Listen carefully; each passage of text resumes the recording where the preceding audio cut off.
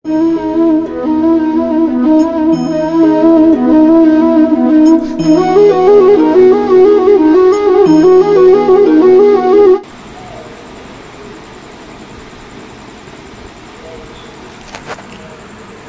சுரத்குமார், யோகிராம் சுரத்குமார், யோகிராம் சுரத்குமார், ஜெயகுரு ராயா.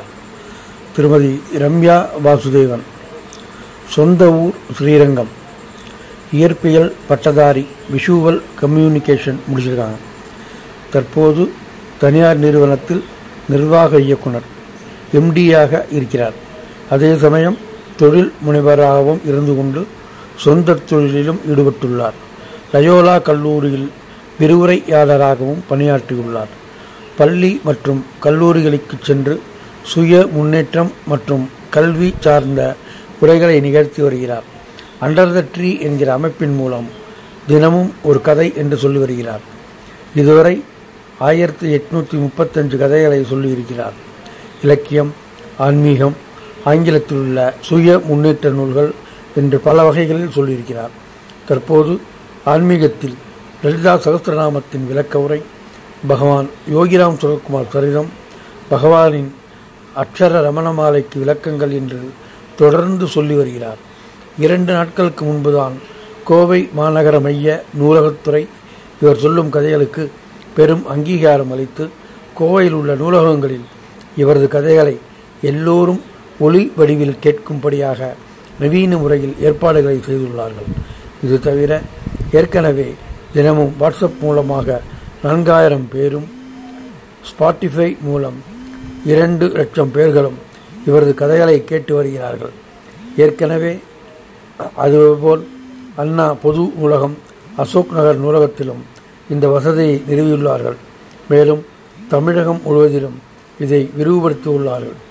ஆன்மீகம் சார்ந்த விஷயத்தில் ஒரு பொது மேடையில் மாம்பலம் யோகிராம் சுரத்குமார் சங்கம்தான் இவரது முதல் ஆன்மீக சொற்பொழிவு. அதிலும் குரு பூர்ணிமா அன்று குருவின் மகிமையை குறித்து பேசுவதில் பெரும் மகிழ்ச்சி கொள்கிறார். பகவானின் அருளோடு இப்போது உங்கள் முன்னே தன்னுடைய உபன்யாசத்தை தொடர்வார். யோகிராம் சுரத்குமார், யோகிராம் சுரத்குமார், யோகிராம் சுரத்குமார். ஜெயகுரு ராயா.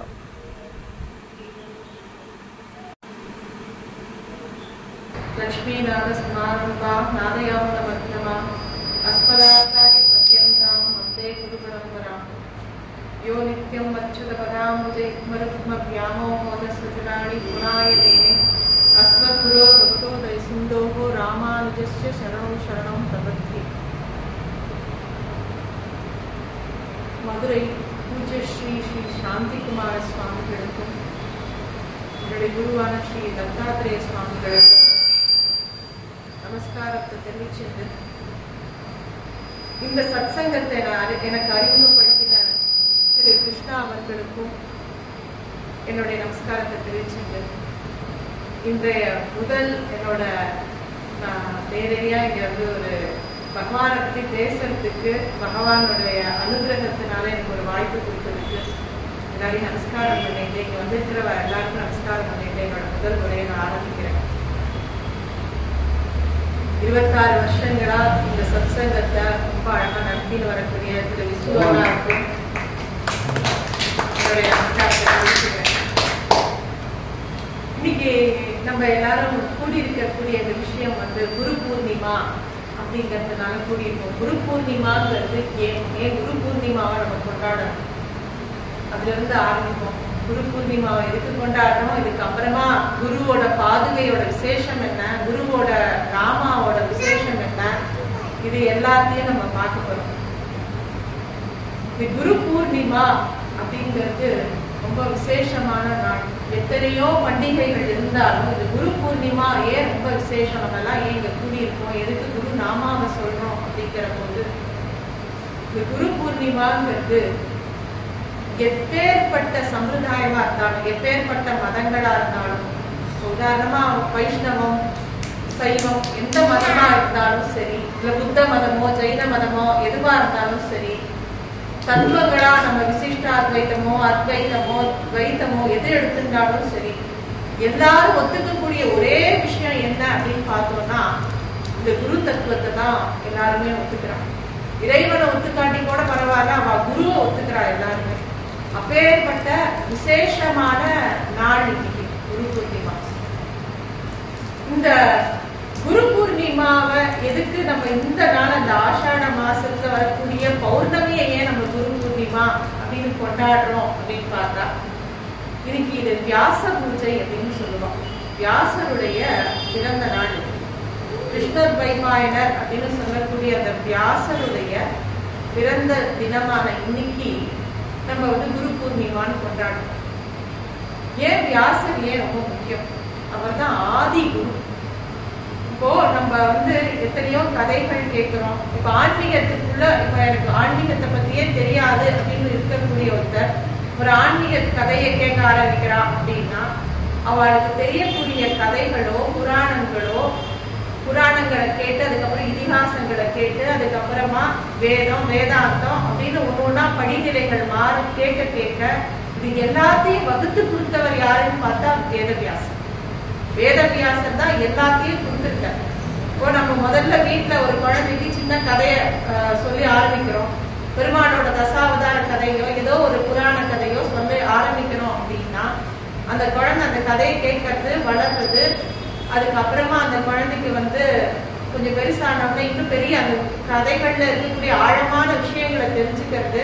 அதுக்கப்புறமா வேதம், அதோட வேதாந்தம், உபனிஷத்துகள், அதாவது வேதத்தோட ஞானபாகமான உபனிஷத்துகள் எல்லாமே தெரிஞ்சுக்கிறா அப்படின்னா, இது எல்லாமே வகுத்து கொடுத்தது யாரு அப்படின்னா ஆதி குருவான வியாச பகவான்.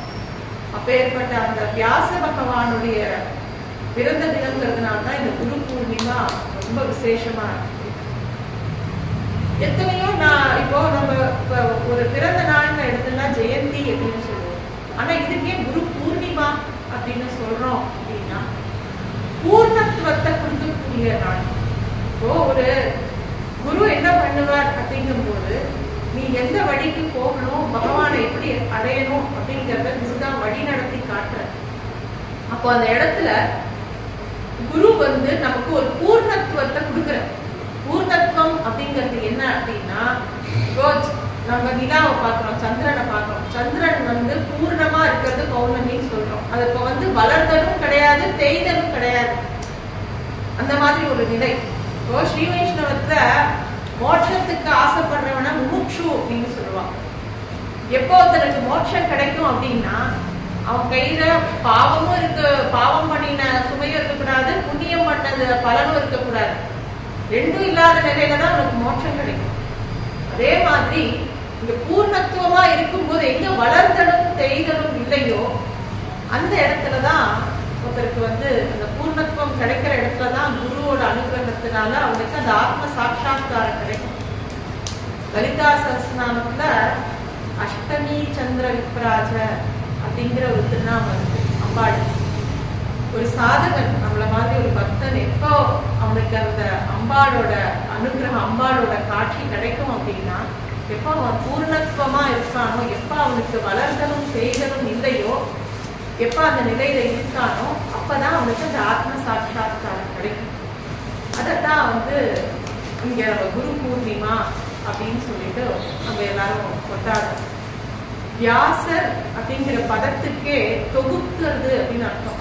வியாசருக்கு மட்டும்தான் வேதத்தை தொகுத்து கொடுக்கிறார். அவருக்கு மட்டும்தான் அந்த வேதத்தை தொகுத்து கொடுக்கிற ஒரு அதிகாரம் இருந்தது. ஏன்னா வியாசர் யாருன்னா விஷ்ணுவோட ரூபம். வியாசாய விஷ்ணு ரூபாய அப்படின்னு நம்ம சஹஸ்ரநாமத்தை சொல்றோம் இல்லையா.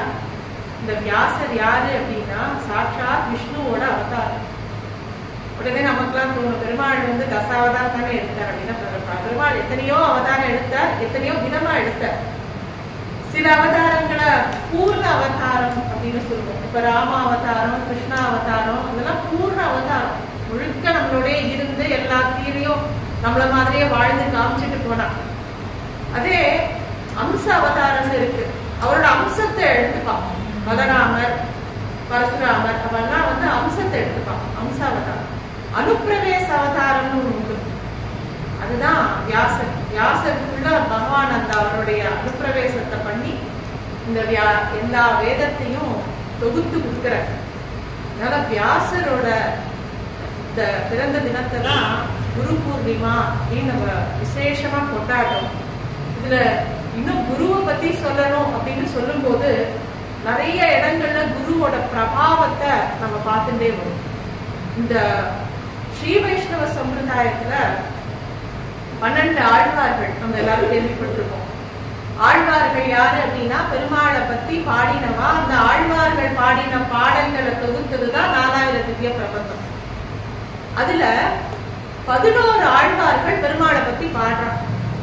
ஒரே ஒரு ஆழ்வார், மதுரகவி ஆழ்வார்னு பேரு, அந்த ஆழ்வார் மட்டும் பெருமாளை பத்தி பாடல. இருந்தாலும் அந்த ஆழ்வார் 12 ஆழ்வார்கள்ல ஒரு முக்கியமான ஆழ்வார். ஏன் அப்படின்னா இந்த மதுரகவி ஆழ்வார் யாரை பத்தி பாடினார் அப்படின்னா தன்னோட குருவான தன்னோட ஆச்சாரியனான நம்மாழ்வாரை பத்தி மட்டும் பாடுறார். அந்த நம்மாழ்வாரை பத்தி மட்டும் அவர் பாடக்கூடிய பாடல் அவர் பாடினதுனால நம்மாழ்வார் மட்டுமே போதும், எனக்கு பகவான்னா வேண்டாம், என்னோட ஆச்சாரியனே போதும். இப்ப எப்படி நம்ம எல்லாரும் எனக்கு யோகியே போதும் அப்படின்னு இருக்கோமோ, இதுக்கு முன்னோடியா மதுரகவி ஆழ்வார் இருந்து காமிச்சிருக்க. ஆச்சாரியன் குருவை பிடிச்சுட்டா போதும், பெருமாளே வந்தா கூட எனக்கு குரு போதும் அப்படிங்கிறது.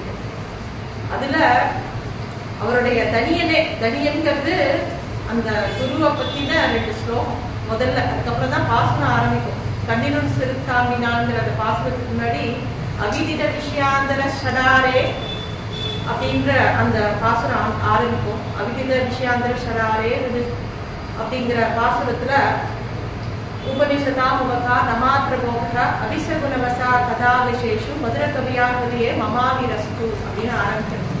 இந்த அவிதித விஷயம், அவிதித விஷயாந்தரா அப்படின்னா வேற விஷயங்கள். இப்ப மதுரகவி ஆழ்வாரே ஒரு ஞானி, அவர் நம்மாழ்வாருக்கு கைங்கரியம் பண்றார். இந்த மதுரகவி ஆழ்வாருக்கு நம்மள மாதிரி உலக விஷயத்துல எல்லாம் நாட்டம் கிடையாது. நமக்காவது உலக விஷயத்துல வேலைக்கு போகணும், அதை பண்ணணும், இதை பண்ணணும், சம்பாதிக்கணும், அந்த மாதிரி நிறைய விஷயங்கள் நமக்கு டிஸ்ட்ராக்ஷன் ஜாஸ்தி. அதை தாண்டி நம்ம பகவான் இடத்துல போடுறதுக்கு ஒரு குரு தேவைப்படுறது. ஆனா மதுரகவி ஆழ்வார் ஏற்கனவே ஞானத்துல இருக்கக்கூடியவருக்கு அவிதித விஷயம் அப்படிங்கிறது என்ன அப்படின்னு பார்த்தா, பெருமாள் பெருமாளை பத்தி சொல்லும் போது பெருமாள் 5 நிலையில இருக்கார். ஸ்ரீவைகுண்டத்துல இருக்கக்கூடிய பெருமாள் 5 நிலையில இருக்கார். பரம், வியூகம், விபவம், அச்சை, அந்தர்யாமி அப்படிங்கிற 5 நிலை. பரம்ங்கிறது இந்த பரம்ங்கிறது பாட்டு கேட்கும் இடம் பரம் அப்படின்பா. அதே மாதிரி கூப்பாடு கேட்கும் இடம் வியூகம், குதிக்கும் இடம் விபவம், வளைந்து கொடுக்கும் இடம் அச்சை, இது எல்லாத்தையும் வகுத்து கொடுத்த இடம் அப்படின்னா அந்தர்யாமி. அதாவது பகவான் 5 நிலையில தன்னை வெளிப்படுத்திக்கிறார். பெருமாள் பாட்டு கேட்கும் இடம் பரம் அப்படின்னா நித்திய சூரிகள் எல்லாரும் பாடிங்க, எப்படி கைலாசத்துல பூதகணங்கள்லாம் பாடினே இருப்பாடோ மாதிரி ஸ்ரீவைகுண்டத்துல பரமபதத்துல அந்த பரம்ங்கிற இடத்துல எல்லா நித்திய சூரிகளும் பெருமாளை பாடிட்டு இருக்காங்க. கூப்பாடு கேட்கும் இடம் யூகம் போது எப்ப கஜேந்திரனுக்காக கஜேந்திர மோட்சத்துக்காக அந்த யானை பெருமாளை கூப்பிடுறதோ, அந்த குரலை கேட்டு ஓடி வந்தார் இல்லையா அந்த யானையை காப்பாத்துறதுக்கு, அதுதான் விபவம். அடுத்தது குதிக்கும் இடம் அப்படிங்கிறது விபவம்னு சொல்றோம். குதிக்கும் இடம் அப்படிங்கும் போது தசாவதாரம் நம்ம பார்க்கிறோம். ராமாவதாரம், கிருஷ்ணாவதாரம். நமக்காக அந்த பெரிய பிரம்மமானது தன்னை குறுக்கிட்டு ஒரு அவதாரம் எடுத்துட்டு நமக்காக எல்லா லீலைகளும் பண்றதுக்காக வந்தது இந்த விபவ அவதாரம். அர்ச்சை அவதாரம் அப்படிங்கிறது வளைக்கும் இடம் அர்ச்சை அப்படிங்கிறோம். நம்ம பார்க்குற எல்லா கோவில்களும் பார்த்தசாரதி பெருமாளா சேவிக்கிறோம், ஸ்ரீரங்கத்துல ரங்கநாதரா சேவிக்கிறோம், அனந்த பத்மநாப சுவாமியா சேவிக்கிறோம். நம்ம இந்த இடத்துல கோவில் கொண்டுக்கோ அப்படின்னு சொன்னா பெருமாள் நம்ம கேட்கிற மாதிரி உட்கார்ந்துக்கிறார், நிக்கிறார், படுத்துக்கிறார், எப்படி எல்லாம் வேணுமோ அப்படிலாம் தன்னை வளைஞ்சு கொடுக்கறதுனால வளைந்து கொடுக்கும் இடம் அர்ச்சை. ஆனா மதுரகவி ஆழ்வார் என்ன பண்றாருன்னா, இதெல்லாம் எனக்கு வேண்டாம், எனக்கு அந்தர்யாமியா இருக்கக்கூடிய என்னுடைய ஆச்சாரியனுக்குள்ள அந்தர்யாமியா இருக்கக்கூடிய அந்த பெருமாள் போதும் அப்படின்னு சொல்லிட்டு இந்த 4 விஷயாந்தரம்னு ஒதுக்கிட்டு தன்னோட ஆச்சாரியனையே போதும், குருவே போதும் அப்படிங்கிற.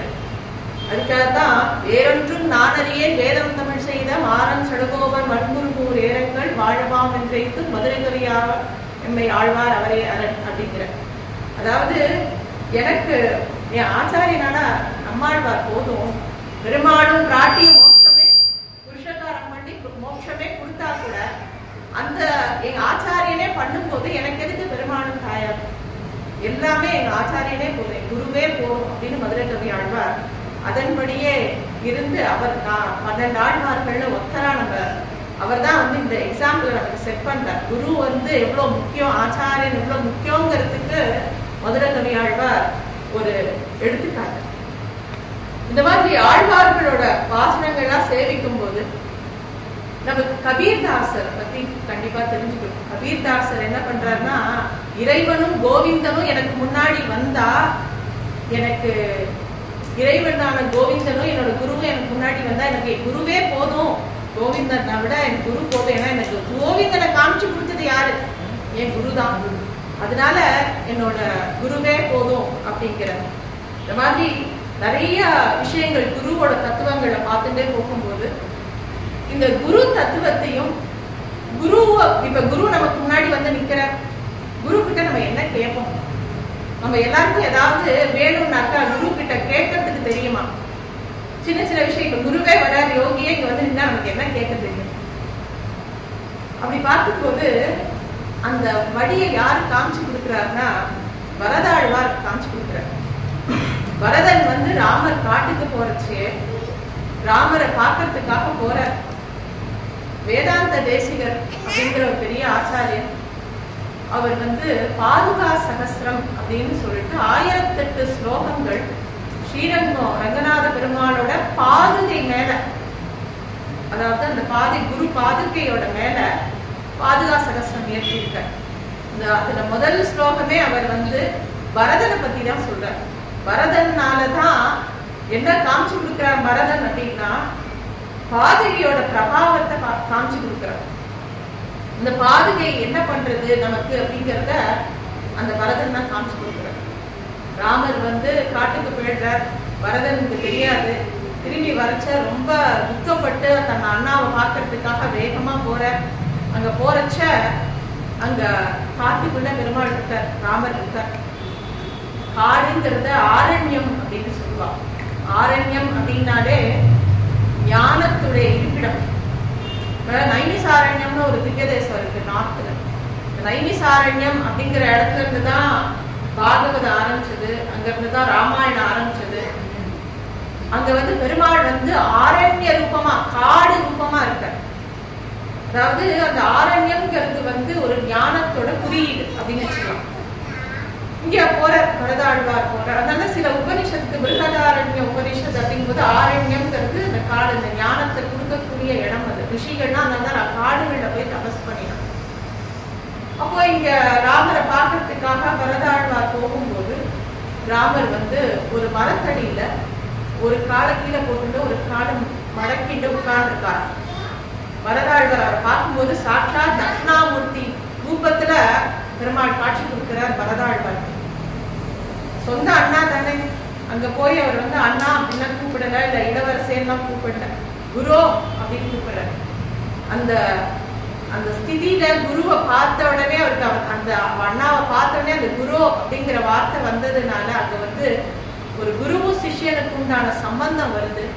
அப்போ ராமர் கிட்ட கேட்கும் போது ராமர் அவருக்கு கொடுக்கிற பிரசாதம் என்ன, குரு அப்படின்னு கேட்ட உடனே கிடைச்ச பிரசாதம் என்னன்னா ராமருடைய பாதுகை. அந்த பாதுகை எடுத்து தன்னோட சிரஸ்ல வச்சுக்கிறார் வரதாழ்வார். அதை எடுத்துட்டு ஊருக்குள்ள வரார். அந்த பாதுகை தன்னோட சிரஸ்ல பட்ட உடனே அவருக்கு இது வரைக்கும் இருந்த அஜ்ஞானம் எல்லாம் போய் ஞான சுரூபமா ஆற. அந்த பாதுகை அவருக்கு அவ்வளோ பெரிய ஸ்திதியை கொடுக்கிறது. ராமர் 14 வருஷம் காட்டுக்கு போனாலும் அந்த 14 வருஷமும் யார் ஆட்சி புரிஞ்சா? அந்த பாதுகா தேவி தான் ஆட்சி புரிஞ்சா. அந்த பாதுகை தான் ஆட்சி புரிஞ்சது அந்த 14 வருஷம். பொதுவா ஒரு ராஜ்யம் நல்லா இருக்கு, சுபிக்ஷமா இருக்கு அப்படின்னா அந்த ராஜ்யத்துல குழந்தைகள் வந்து இறந்து போகாம இருந்தா அது சுபிக்ஷமான ராஜ்யம். அந்த அரசன் நல்லா ஆள்றான் அப்படின்னா ராஜ்யம். இந்த 14 வருஷ காலமும் அந்த நாட்டுல ஒரு குழந்தை கூட இறக்கலையா. அப்ப அப்பேற்பட்ட ஒரு ராஜ்யத்தை அந்த பாதுகா தேவி ராஜ்யம் பண்றாங்க. இப்ப நம்ம பாதுகையை எதுக்கு, பெருமாள் போட்டு இருக்கக்கூடிய பாதுகையை எதுக்கு தேவி அப்படின்னு சொல்றோம் அப்படின்னா, ஏன் பாதுகா தேவி அப்படின்னு சொல்றோம்னா, பொதுவா அது எந்த சம்பிரதாயமா இருந்தாலும் சரி, அந்த பகவான் பெருமாள் அடையணும் அப்படின்னா தாயார் மூலமா தான் அடைய முடியும்.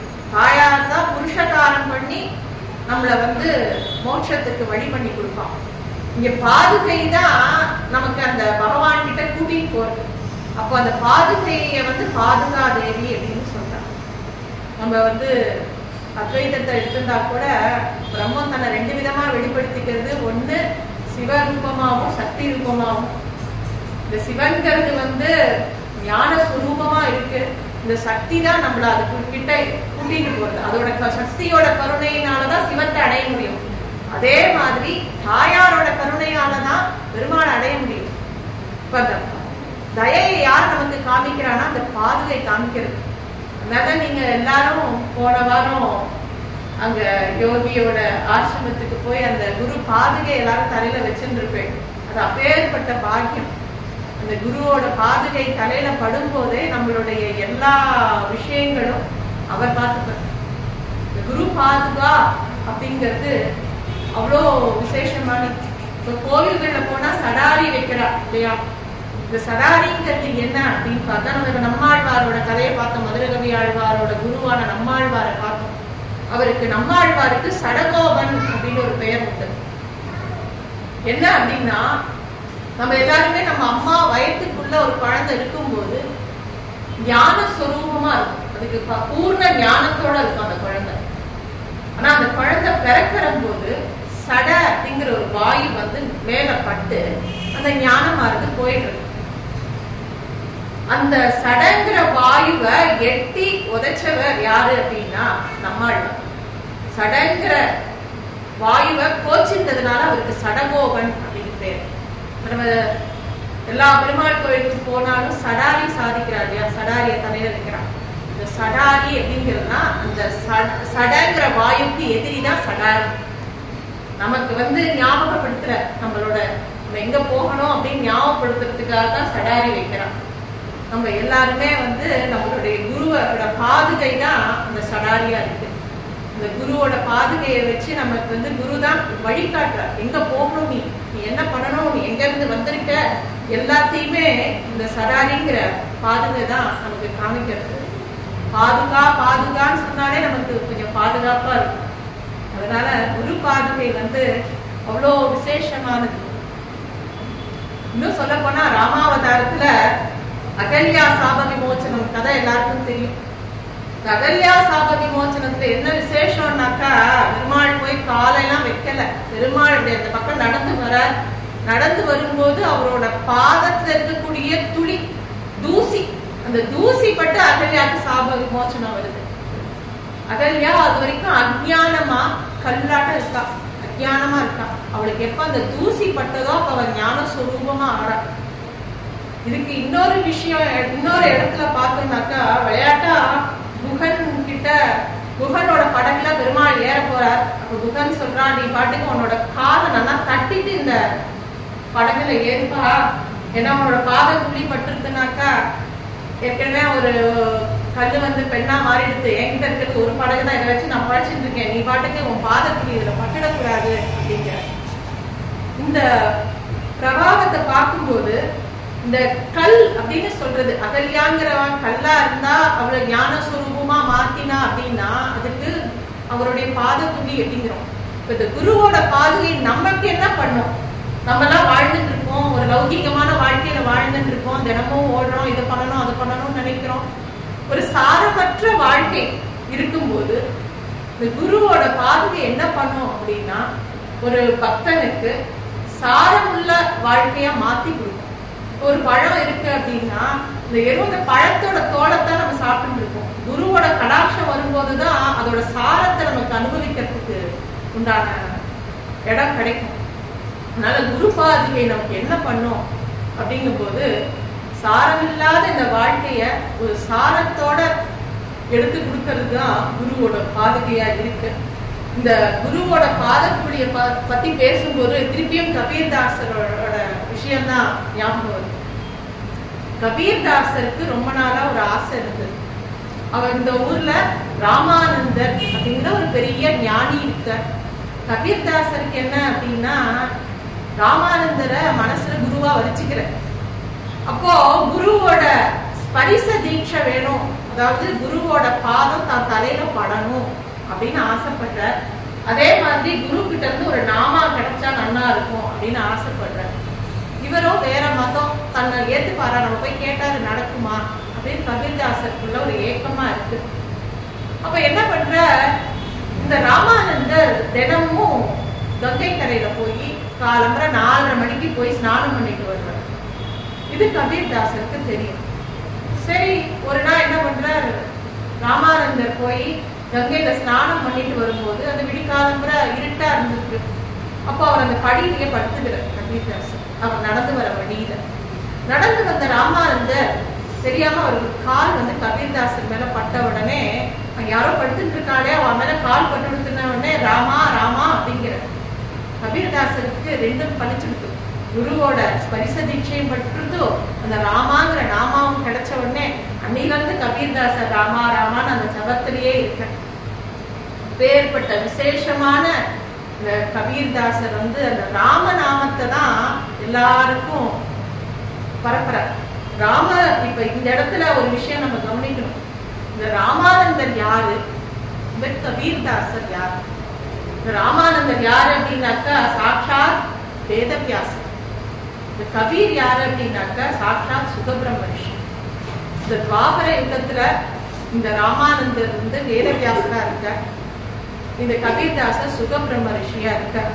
அப்படியே அந்த பரம்பரையா அந்த ராம ஜபம் வந்துட்டே இருக்கு, யுக யுகமா வந்துட்டே இருக்கு அந்த ராம ஜபம். அப்பேற்பட்ட ஞானானந்தர் இங்க ஞானானந்தர் தன்னோட தப்போவனத்துல ஒரு சமயம் தன்னோட சிஷ்யர்களோட பேசிட்டு இருக்கும் போது சொல்ற, இந்த மாதிரி உங்களை எல்லாருக்கும் நிறைய விஷயங்களை சொல்லிட்டு இருக்கேன் அப்படின்னு சொல்லும் போது ஞானானந்தர் ஒரு விஷயத்த சொல்ற, நான் கபீர்தாசரோட கொஞ்ச காலம் இருந்தேன் அப்படிங்கிற. ஞானானந்தர்ங்கிறவர் இப்ப இருக்கக்கூடிய ஒரு ஞானி. ஆனா அவர் நான் கபீர்தாசரோட கொஞ்ச காலம் இருந்தேன் அப்படிங்கிறார். திடீர்னு ஷீரடி சாய்பாபாவோட கொஞ்ச காலம் இருந்தேன் அப்படிங்கிறார். திடீர்னு ஒரு நாள் அந்த அப்படியே பேசிட்டே இருக்கும்போது ராமகிருஷ்ண பரமஹம்சர் விவேகானந்தருக்கு தீட்சை கொடுக்கும்போது நான் பக்கத்துல இருந்து பார்த்தேன் அப்படிங்கிறார். இப்ப நமக்கு இந்த விஷயத்தெல்லாம் ஞானானந்தர் சொல்லும் போது நமக்கு இதெல்லாம் புரியாது. எப்படி ஒரு ஞானி இப்ப இருக்கக்கூடிய நம்ம முன்னாடி பார்த்துட்டு இருக்கோம், இவர் அங்க இருந்தேன் இங்க இருந்தேன் அப்படின்னு சொல்லும் போது கேட்கிறவாளுக்கு இது என்னது இப்படி சொல்றாரு அப்படின்னு இருக்கும். நம்ம தான் ஒரு டைம் அண்ட் ஸ்பேஸ்ங்கிற ஒரு இடத்துல இருக்கும். ஞானிகளுக்கு இந்த டைம் அண்ட் ஸ்பேஸே கிடையாது. அவ எல்லா இடத்துலயும் சஞ்சரிப்பான். அவளுக்கு இந்த டைம்ங்கிற அந்த பவுண்டுக்குள்ளேயே வரமாட்டான். அவ ஒரு டைம்லெஸ் ஸ்டேட்ல இருப்பான். அதனால இந்த நிறைய விஷயங்கள் இந்த யோகிகளோ இந்த குருமார்கள் சொல்ற விஷயங்கள் உடனே நமக்கு புரியுமா அப்படின்னா புரியாது. அது புரியறதுக்கு உண்டான அனுகிரகமும் அவதான் பண்ணணும். இந்த மாதிரி ஞானானந்தர் அப்படியே சொல்லிட்டே வர, அப்படியே சொல்லிட்டே வரவர் இப்ப இந்த மாதிரி கூட்டம் இருக்கு. அவர் சொல்லிட்டு இருக்கும் போது உங்க எல்லாருக்கும் கபீர்தாசரை பார்க்கணும்னு ஆசையா இருக்கா அப்படின்னு கேட்கிறார். எல்லாரும் உடனே ஆசைப்பட்டு ஆமா கண்டிப்பா பார்க்கணும் அப்படின்னு ரொம்ப ஆசையா அவள் கேட்கும் போது அதோபார் கபீர்தாசர் அப்படின்னு காமிக்கிறார். அங்க யோகி நடந்து வந்துருக்கார், யோகி ராமசுவர்குமார் நடந்து வந்துட்டு இருக்கார். அவரை காமிச்சு அதோபார் கபீர்தாசர் அப்படின்னு காமிக்கிறார். ஆக அந்த கபீர்தாசர் அப்பையும் ராமநாமத்தை தான் எல்லாருக்கும் பரப்பினார். யோகி ராம் சுரத்குமாரா அதே ராமநாமத்தை எல்லாருக்கும் காட்டி கொடுத்து எப்படி பகவான் இடத்துல போறது அப்படிங்கிறத காமிச்சு கொடுத்துட்டே வர. ஒரு குருவோட வேலை என்ன அப்படின்னு பார்க்கிற போது, ஒரு சாதகன் இருக்கான் அப்படின்னா இந்த சாதகன் என்ன பண்ணணும், அதை எப்படி பண்ணணும். ஒரு குருவை பகவான் அடையறதுக்கு உண்டான வழியும் காமிப்ப, அதை எப்படி அடையணுங்கிறதுக்கு உண்டான அந்த டூல் நம்ம சொல்லுவோம் இல்லையா. எந்த ஒரு விஷயத்தையும் பண்ணினாலும் நமக்கு ஒரு டூல் வேணும்.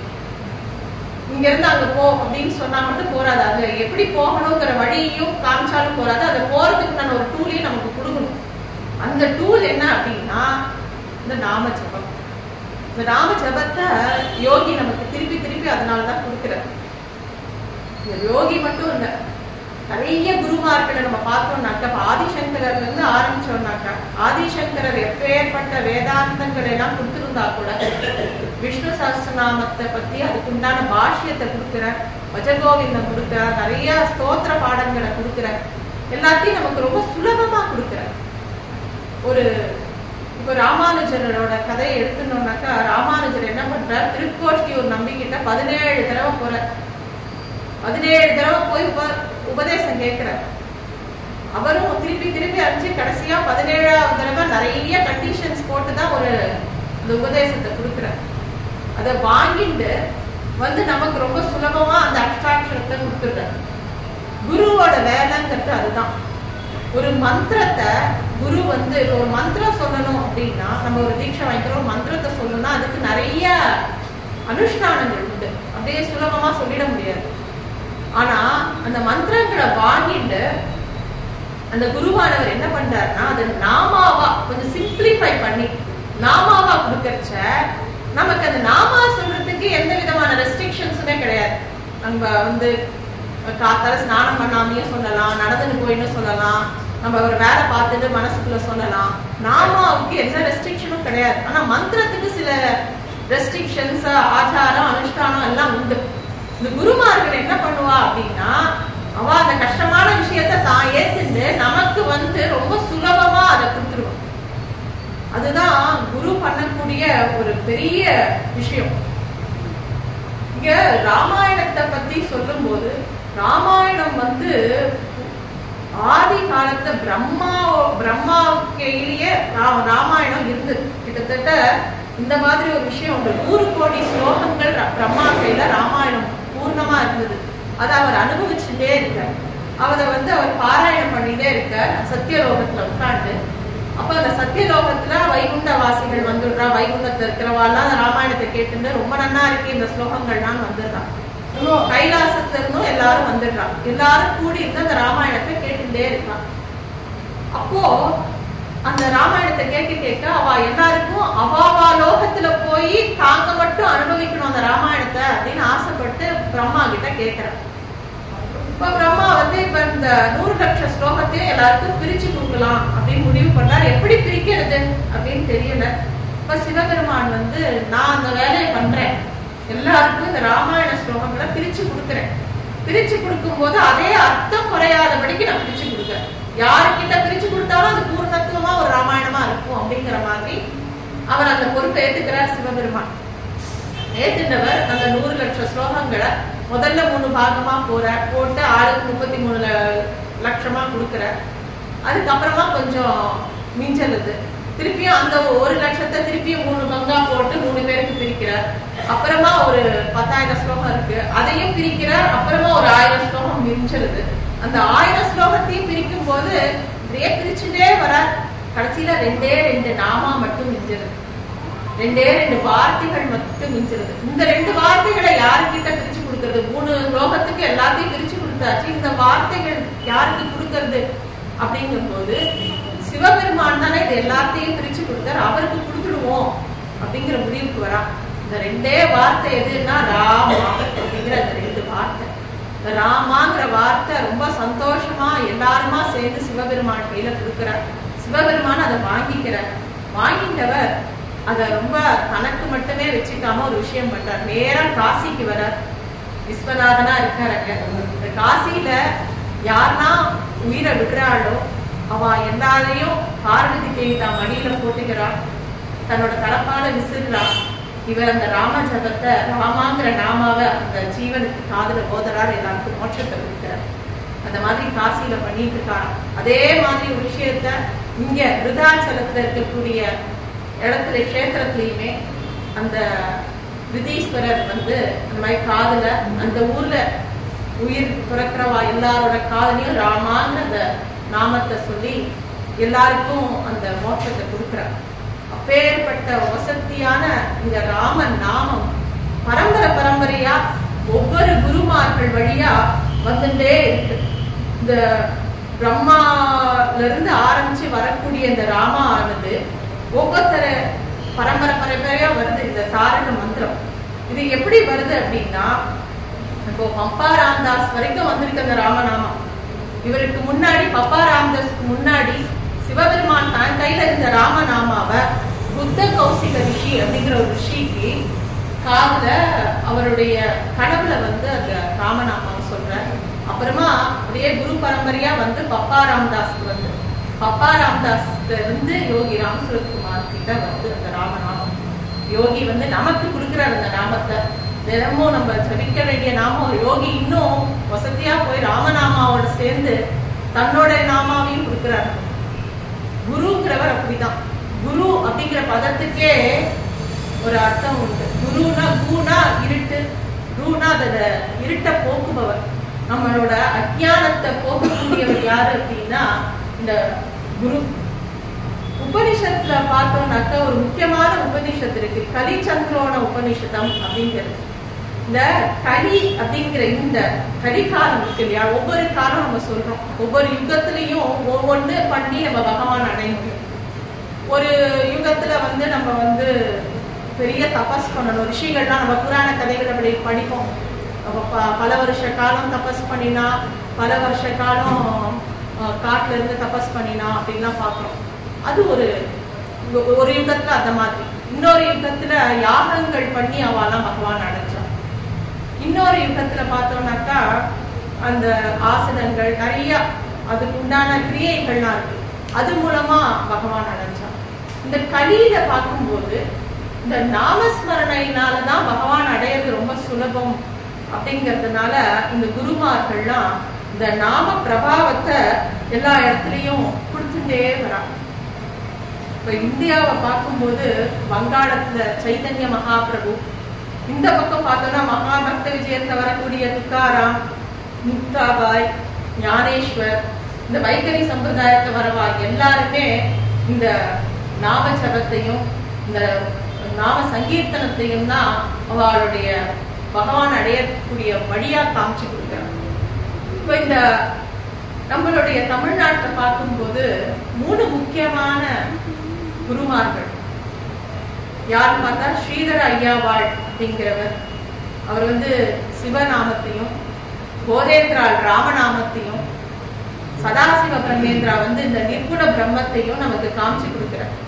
இவா எல்லாருமே என்ன பண்றா அப்படின்னா நாமத்தை பிடிச்சுக்கோங்க அப்படின்னு சொல்றாரு. இந்த நாமத்தை இறுக்கி பிடிச்சுக்கும் போது என்ன ஆகுது, இந்த நாம ஜபம் நம்மள என்ன பண்ணும் அப்படின்னா, அந்த நாமத்தை சொல்ல சொல்ல சொல்ல சொல்ல சொல்ல இந்த மனசுக்குள்ள ஒரு தாட்ஸ் வந்துட்டே இருக்கு இல்லையா, விருத்தி ஆயிட்டே இருக்கு. நம்ம மனசு சும்மா உட்காந்து இருந்தா கூட எதையாவது யோசிச்சுட்டு, இப்ப நம்ம பேசிட்டு இருந்தா கூட நம்ம சொல்ற விஷயங்களை முழுசா வாங்கிக்க முடியுமா அப்படின்னா முடியாது. இப்ப அடுத்தது எங்க போகணும், என்ன பண்ணணும், ராத்திரிக்கு என்ன டிஃபன் பண்ணலாம், இந்த மாதிரி நமக்கு நிறைய தோணும். இந்த தாட்ஸ் வருது இல்லையா. இப்ப இவ்வளவு நேரம் நம்ம இந்த ஸ்பீச் ஆரம்பிக்கிறதுக்கு முன்னாடி வர்ற நாம ஜபம் சொன்ன, இந்த நாம ஜபத்தை சொல்ல சொல்ல சொல்ல என்ன ஆகும் அப்படின்னா, இந்த நாமங்கள் எல்லாமே நம்ம தாட்ஸ் மேல விழும். அப்படியே நம்ம தாட்ஸ் அப்படியே கொஞ்சம் கொஞ்சமா குறைய ஆரம்பிக்கும். இந்த நாமாதான் அந்த தாட்ஸை குறைக்கும். அது தாரையாட்டம் அந்த நாம உள்ளுக்குள்ள போக போக போக போக என்ன ஆகும் அப்படின்னா, நமக்கு அந்த தாட்ஸ் எல்லாமே குறைஞ்சு போய் நம்ம அந்த நாமாவை இறுக்கி பிடிச்சுப்போம். இந்த நாமா பிடிச்சுக்கும் போது என்ன ஆகும், இப்போ ஜெயகிருஷ்ணமூர்த்தின்னு ஒரு மகான் இருந்த அவர் வந்து இந்த நாமாவை பத்தி சொல்லும் போது மந்திரத்தை பத்தி சொல்லும் போது it is something to Pander over அப்படிங்கிற. பாண்டர் ஓவர் அப்படின்னா அதே சிந்தனையா அதே திருப்பி திருப்பி திருப்பி நமக்குள்ள சொல்ல சொல்ல சொல்ல சொல்ல நம்ம என்ன ஆகும், நம்மளோட தாட்ஸ் ஒரு இடத்துல அப்படியே கட்டுப்பட்டு நிற்கும். தாட்ஸே இல்லாத ஒரு இடத்துக்கு நம்ம போக ஆரம்பிக்கும். அதுக்கு இந்த நாமாதான் நம்ம கையை பிடிச்சிருந்தோம்னா அது கூட்டிட்டு போகும். எங்க கூட்டிட்டு போய் நிறுத்தும் அப்படின்னா, எந்த இடத்துல அந்த சொரூபம் இருக்கோ அந்த இடத்துல கொண்டு போய் இந்த நாமாதான் நிறுத்தும். அந்த விஷயம் யாருக்கு தெரியும்னா குருவுக்கு தெரியும். அதனாலதான் குரு வந்து நாமாவை பிடிச்சிக்கோ, இந்த நாமாவை சொல்லு, இது போதும் அப்படிங்கிற. அதே மாதிரி நம்ம பார்த்த மாதிரி இந்த ஸ்ரீதர ஐயாவாள், போதேந்திராள் எல்லாருமே வந்து இந்த நாம ஜபத்தையும் நாம சங்கீர்த்தனத்தையும் அப்படியே பரப்பின்னு வரா. இதுல வந்து மருதநல்லூர் சத்குரு சுவாமிகள் அப்படிங்கிற ஒரு பெரிய மகான் ஒரு பெரிய கைங்கரியத்தை பண்ண. அவர் என்ன பண்ணினார் அப்படின்னாக்கா, இந்தியா முழுக்க போய் இந்த பக்கம் வைகடி சம்பிரதாயம் இருக்கு, இந்த பக்கம் சைதன்ய மகாபிரபு சம்பிரதாயம் இருக்கு, ஒரிசால பார்த்தானாக்கா கீத கோவிந்தம் இருக்கு. அதே மாதிரி ஒவ்வொரு இடமா போய் எல்லா மகான்களும் பாடி வச்சிருக்கக்கூடிய அந்த நாம சங்கீர்த்தனத்தை கலெக்ட் பண்ணி ஒரு சிலபஸ் மாதிரி போட்டு ஒரு தட்சிண சம்பிரதாயம், நாம சங்கீர்த்தனத்துக்கு ஒரு தட்சிண சம்பிரதாயம் பண்ற. அதை பண்ணி இந்த நாம சங்கீர்த்தனம் எவ்வளவு வசதி, இந்த நாம ஜபம் எவ்வளவு வசதி அப்படிங்கறத நமக்கு காமிச்சு கொடுத்து அந்த சம்பிரதாயத்தை பரப்புற. இன்னைக்கு நம்ம எல்லாரும் பஜன சம்பிரதாயம் எங்க பார்த்தாலும் இது எல்லாத்துக்கும் ஒரு ராஜ பாட்டை போட்டு கொடுத்தது யாருன்னா மருதநல்லூர் சத்குரு சுவாமி. அவரு தான் இது எல்லாத்தையும் பண்ற. இப்படியே பார்த்துட்டே இருக்கும்போது இன்னும் இப்போ நம்ம புட்டபர்த்தி சாய்பாபா பார்க்க போகணும்னா கூட சாய்பாபானாலே உனக்கு நமக்கு சாய் பஜன் தான் ஞாபகம் வரும். எல்லா இடத்துலயும் சாய் பஜன் நடக்கும், அங்கங்க சமிதி ஏற்படுத்தி அங்கங்க சாய் பஜன் நடக்கும். ஆக நம்ம ஊர்ல தோன்றின எல்லா மகான்களும் இந்த பஜன சம்பிரதாயத்தையும் நாம சங்கீர்த்தனத்தையும் ரொம்ப முன்னாடி வைக்கிறாங்க. ஏன்னா இந்த நாம சங்கீர்த்தனம், இந்த நாம ஜபம் பண்றது மட்டும்தான் பகவான் இடத்துல நம்மள சுலபமா கூட்டின்னு போகும். நம்மளால பெருசா யாகமோ பெரிய பெரிய விஷயங்கள்லாம் பண்ண முடியாது. பெரிய பெரிய வேதாந்தங்களை எல்லாம் நம்மளால புரிஞ்சுக்க முடியுமானா இந்த மனசு உனக்கு புரியாது அப்படின்னு சொல்லி நம்மள திருப்பியும் இந்த ஏதாவது ஒரு குழிக்குள்ள தள்ளும். ஆனா இது எல்லாமே நமக்கு வேண்டாம் அப்படின்னு யோகி என்ன பண்ற, நம்ம கையில ராமநாமாவை கொடுக்குற. இந்த ராமநாமாவை மட்டும் கொடுக்காம தன்னோட நாமாவான யோகி ராம் சுரத்குமார், யோகி ராம் சுரத்குமார், யோகி ராம் சுரத்குமார் ஜெய்குரு ராயா அப்படிங்கிற நாமத்தை கொடுத்துட்டு this is not my name, this is my father's name அப்படிங்கிற. அதனால அந்த நாமாவை நம்ம இறுக்கி பிடிச்சிட்டு அந்த நாமாவை நம்ம தொடர்ந்து ஜபம் பண்ணினோம்னாக்கா யோகி நமக்கு அந்த சாட்சாத்காரத்தை யோகி தான் கொடுப்பார். இதை சொல்லிட்டு இந்த வாய்ப்பு கொடுத்த எல்லாருக்கும் என்னுடைய நமஸ்காரம்.